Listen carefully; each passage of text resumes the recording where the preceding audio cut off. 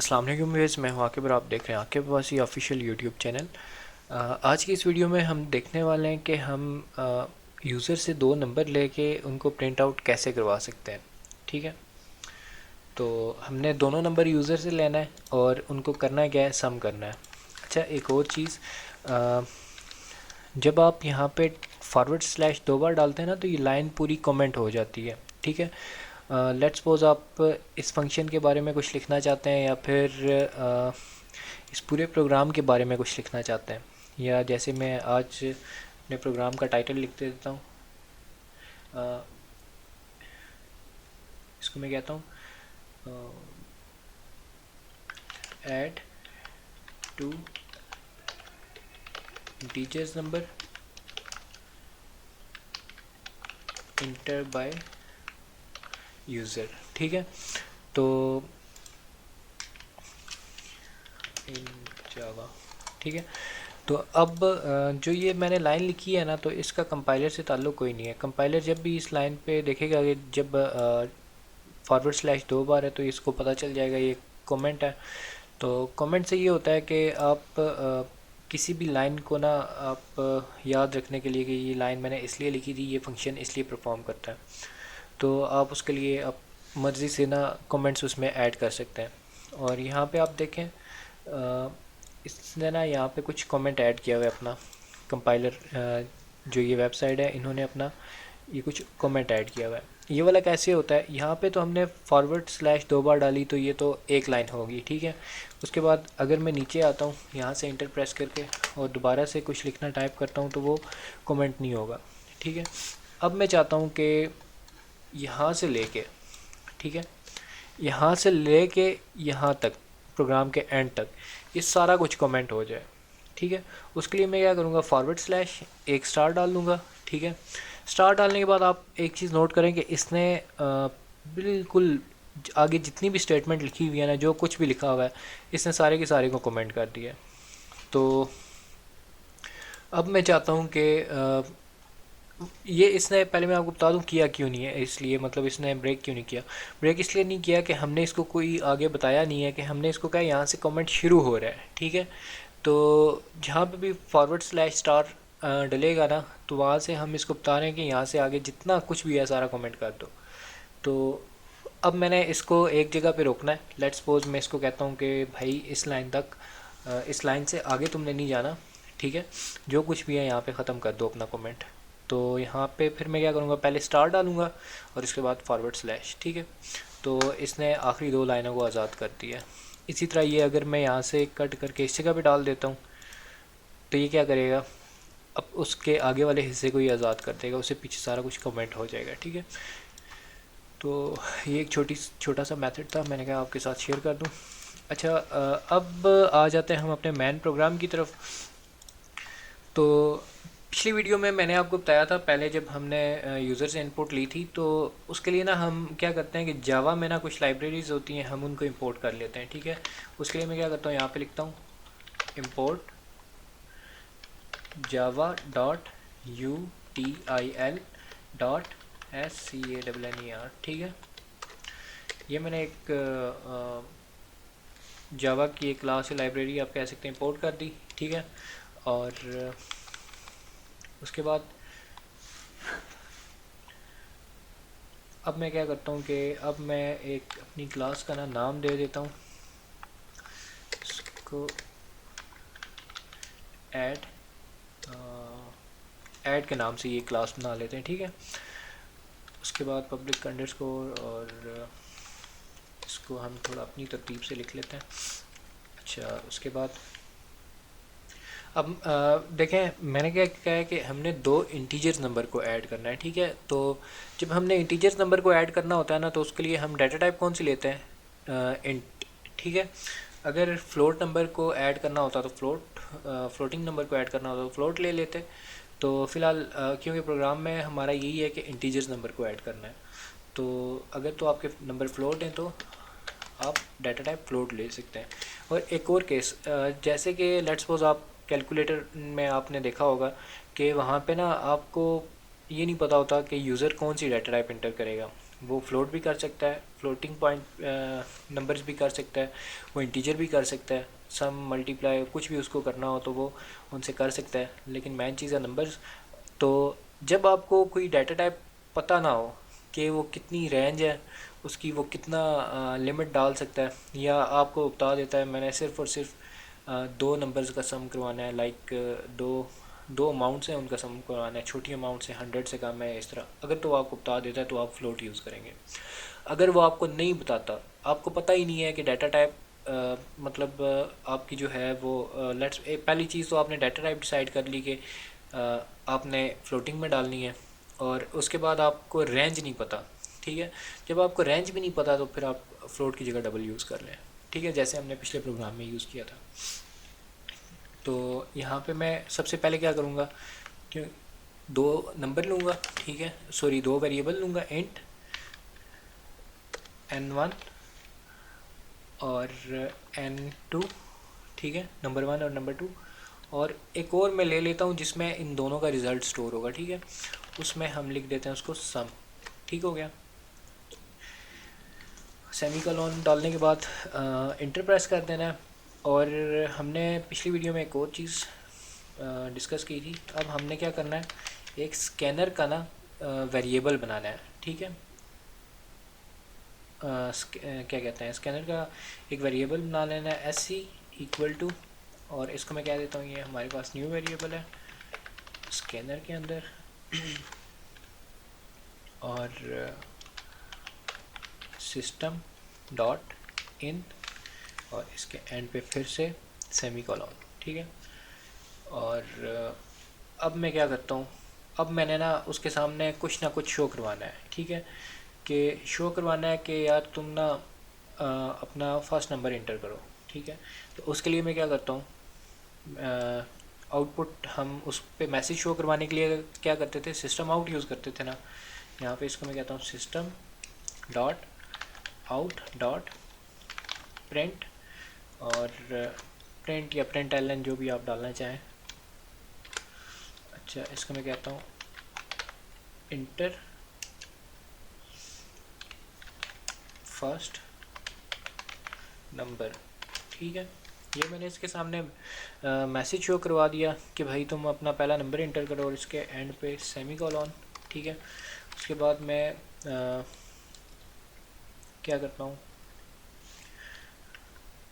n1, ठीक है, जो हमारा जिसमें जो हमारा नंबर आएगा। ठीक है, तो हमने पहला नंबर कौन से वेरिएबल में स्टोर करवाना है, n1 में। ठीक है, तो यहाँ पे मैं n1 इक्वल टू, ठीक है, हमने पिछली वीडियो में देखा था कि आउटपुट लेने के लिए हम यूज़र से नंबर लेने के लिए हम क्या करते हैं, हम अब स्कैनर को कॉल करेंगे। ठीक है, स्कैनर वाले वेरिएबल को उसको इक्वल रख लेंगे n1 के, यानी कि जो भी यूज़र वैल्यू डालेगा ना, जावा में ये होता है कि जब भी यूज़र एस सी में वैल्यू डालेगा वो n1 में आ जाएगी।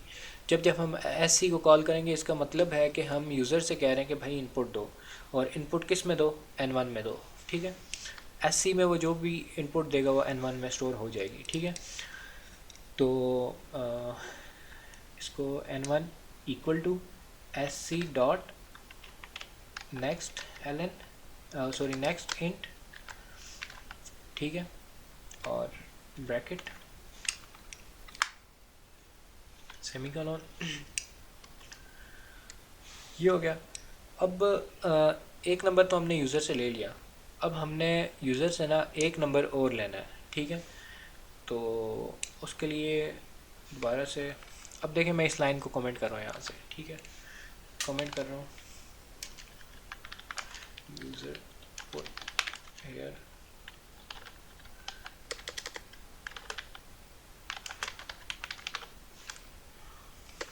ठीक है, यहाँ से मैंने इस लाइन को कमेंट कर दिया ताकि मुझे पता चले कि मैं यूज़र से यहाँ पे पहला नंबर ले रहा हूँ।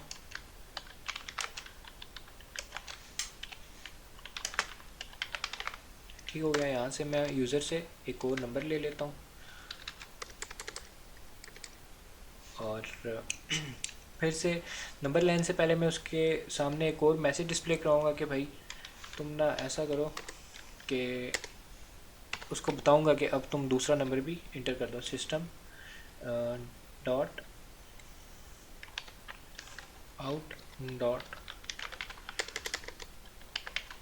Print Elon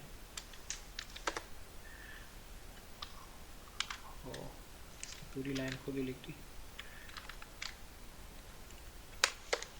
system dot out print L N, ठीक है। और ब्रैकेट के अंदर हम अपना मैसेज टाइप कर देते हैं,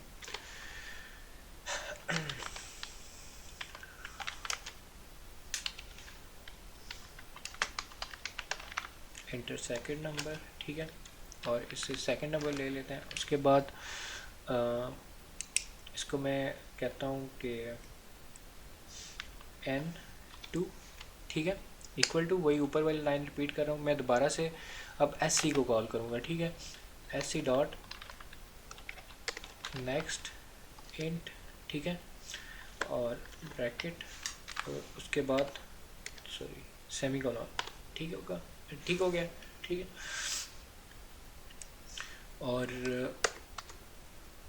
अब मैं sc को क्लोज कर देता हूँ, ठीक हो गया, यहाँ पे हमारा sc क्लोज हो गया।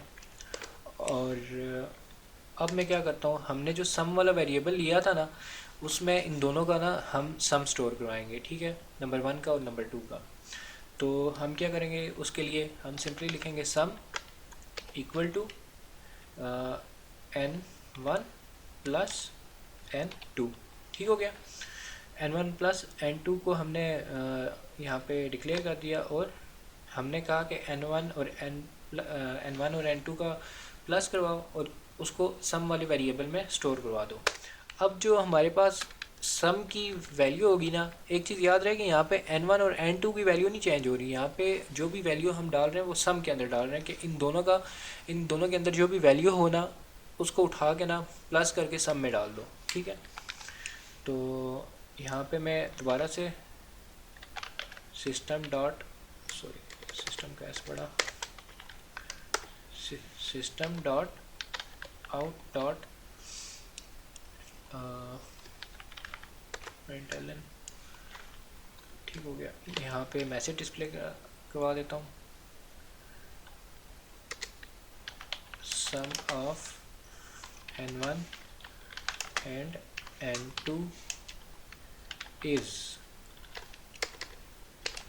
इक्वल टू, इस तरह कर देते हैं, ठीक है। और अब हमने ना सम वाले वेरिएबल की क्योंकि आउटपुट भी शो करवानी है, तो हम इसको प्लस सम इस तरीके से लिख देते हैं, ठीक है। तो और क्या कहते हैं, अब हमने क्योंकि इसकी आउटपुट शो करवानी है, तो फिर प्लस सम का आपको पता है, जब भी हमने किसी वेरिएबल की आउटपुट शो करवानी हो तो हमने उसको प्लस सम से उसको क्या कहते हैं, इन ब्रैकेट्स के अंदर लिखते हैं, ठीक है। और इस हेलो वर्ल्ड वाले को हम यहाँ से कर देते हैं राइप। अब अपने प्रोग्राम को करते हैं रन और देखते हैं इसमें कोई एरर तो नहीं है। इसमें एक एरर आ चुका है, add two integer number enter by user in Java. Oh sorry, यहाँ पे अभी देखें हमने क्या कहा था, compiler line by line run करता है, एग्जीक्यूट होता है, एक एक लाइन को रीड करता है, तो वो बात भी सच साबित होगी। इसने इस लाइन को रीड किया, ठीक है, हमने यहाँ से डबल फॉरवर्ड स्लैश हटा दी थी, तो उसकी वजह से ना जब इसने यहाँ पे कोई स्टेटमेंट देखी जो कि कहीं पे मिलती ही नहीं थी, तो ये यहीं पे रुक गया।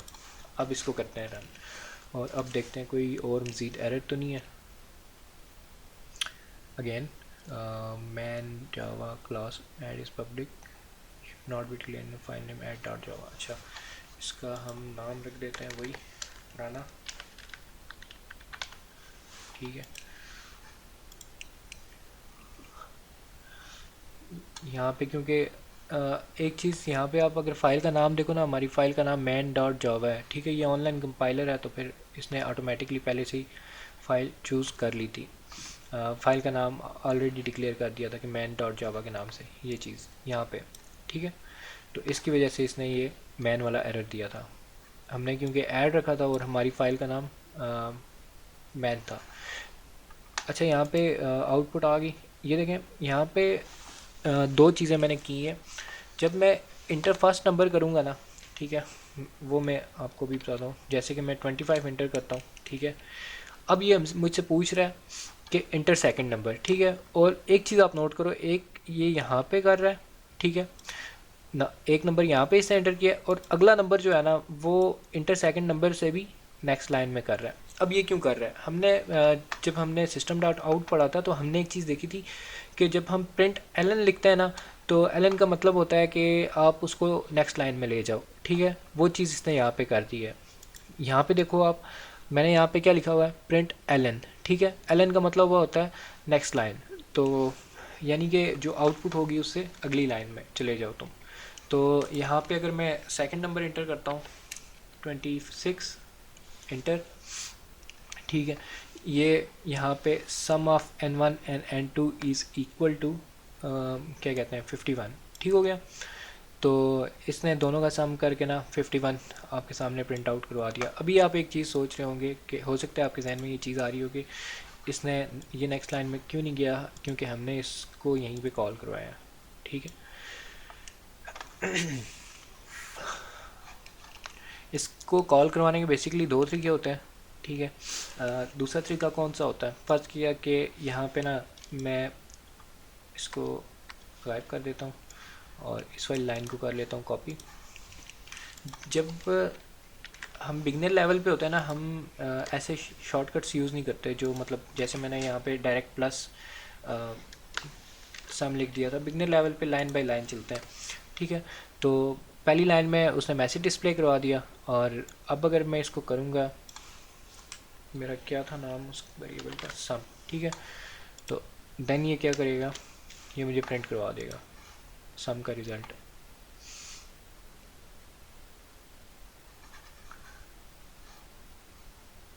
इस वेबसाइट पे ऐड लगे हुए हैं, इस वजह से ये थोड़ा सा स्लो वर्क कर रही है।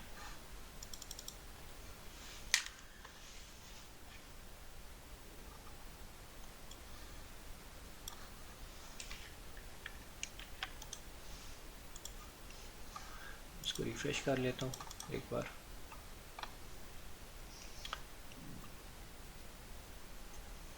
या इस कनेक्टिंग सर्वर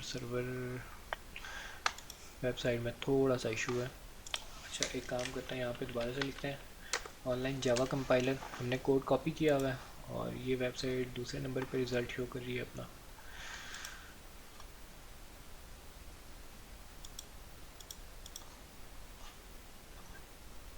ठीक हो गया, और सारे को गायब करके अपने पुराने कोड को पेस्ट करके रन कर देते हैं।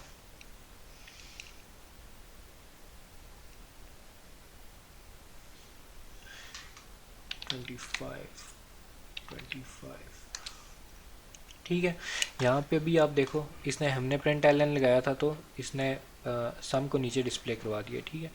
अगर मैं इसको प्रिंट एलन को ख़त्म करता हूँ, एलन को यहाँ से ख़त्म करता हूँ, तो इसका मतलब है कि तुम नेक्स्ट लाइन में ना जाओ, इसी के आगे चले जाओ। आप इसको इस तरीके से भी लिख सकते हैं, ठीक है।